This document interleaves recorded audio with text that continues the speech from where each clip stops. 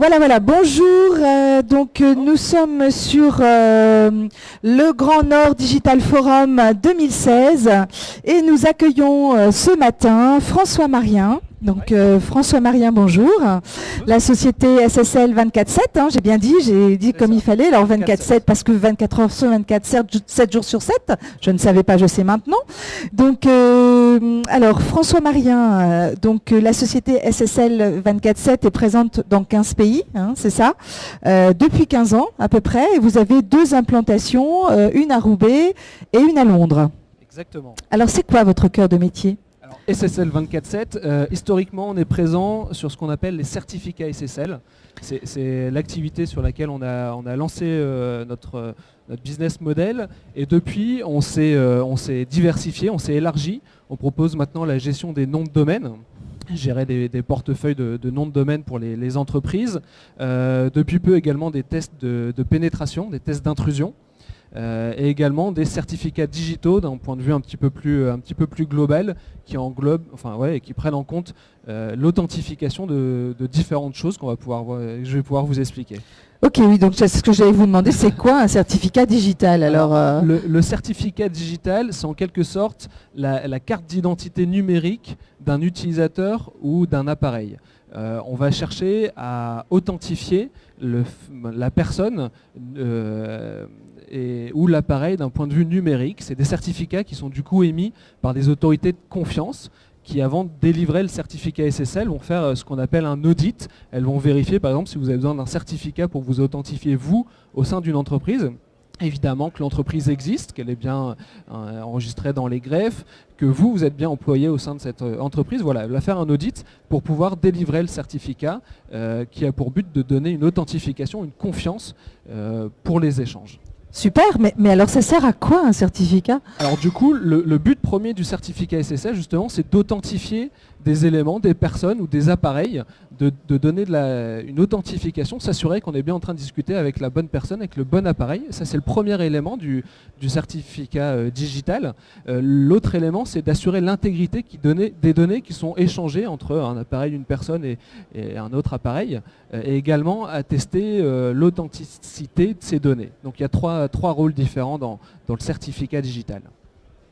D'accord, donc concrètement, ça se traduit comment ? Alors concrètement, vous avez peut-être besoin d'un certificat pour authentifier un email. Voilà, vous voulez envoyer un email à une autre personne. Le certificat digital va vous permettre d'authentifier votre email, s'assurer qu'il a bien été émis par vous, identifié au sein de votre société.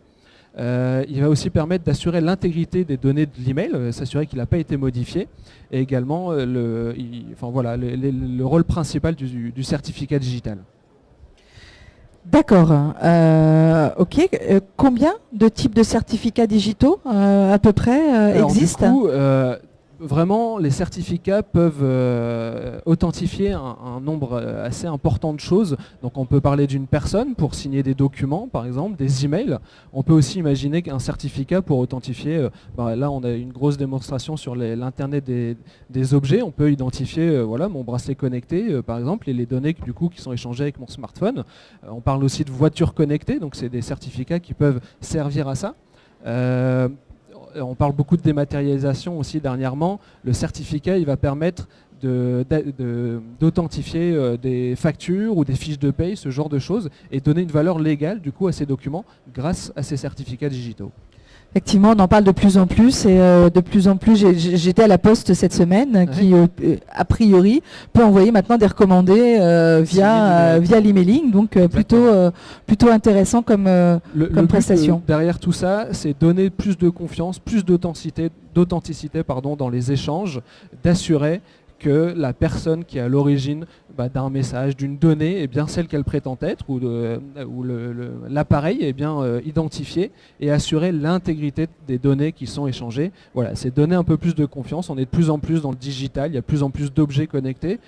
Du coup, c'est un secteur qui est grandissant et qui est aussi plein d'opportunités, parce que potentiellement tout doit être authentifié et sécurisé derrière. Donc voilà, c'est quelque chose de très intéressant.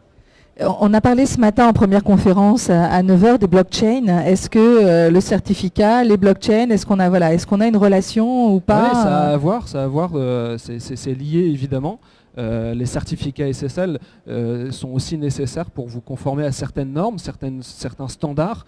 On entend parler par exemple du RGS, le référentiel général de sécurité, pour postuler ou répondre à des appels d'offres. On a besoin de s'identifier et avec un certificat qui permet d'authentifier la personne. Donc voilà, c'est des usages qui sont de plus en plus mis en place. Donc voilà, si jamais évidemment vous voulez poursuivre les discussions. Voilà, c'est ce que j'allais vous dire. On peut vous retrouver sur le salon toute la journée. Exactement. Et vous êtes donc au stand ici, à deux. À deux, donc Exactement. juste au bout de l'allée en fait. Et alors, pour info, il y a des bonbons sur le stand. J'ai vu ça. Merci beaucoup. Merci à vous. Et puis une très bonne journée sur le Grand Nord Digital Forum. Merci.